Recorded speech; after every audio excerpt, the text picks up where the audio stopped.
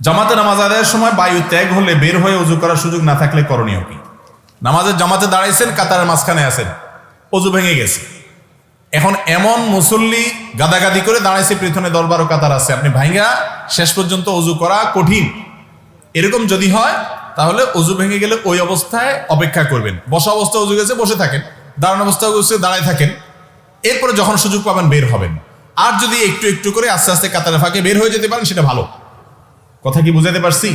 আমাদের দেশে মসজিদগুলোতে এই ব্যবস্থা রাখে না। আরব দেশগুলোতে বেশিরভাগ মসজিদের চারপাশে 2 ফিট 3 ফিট করে জায়গা খালি রাখে, যাতে করে কারোর ওযু ছুটে গেলে সে সবাই সামনে দিয়ে, নামাজি ব্যক্তি জামাতের সাথে নামাজ পড়লে ইমাম সাহেবের সামনে সূত্রা থাকলে অন্য মুসল্লিদের সামনে ওযু ভেঙে গেলে সামনে দিয়ে গেলে অসুবিধা হবে না। কিন্তু যদি 10 কাতারের সব মুসল্লির নামাজের মনোযোগ নষ্ট করেন আপনি, সেটা তো আরেক মুসিবত।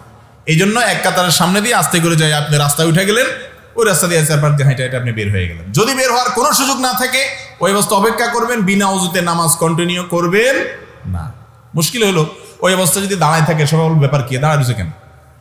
সবাই বুঝে যাবে যে এর বায়ু আসছে, তাহলে আপনি শরম পাইবেন। সেজন্য আপনি সবার সাথে সাথে তাল মিলাবেন না। শরম পাইছি সেজন্য আমি নাফরমানি করবো, গুনার কাজ করবেন, সুযোগ নেই। দাঁড়ায় থাকবেন, যে যা মনে করে করুক, কিছু আসে যায় না।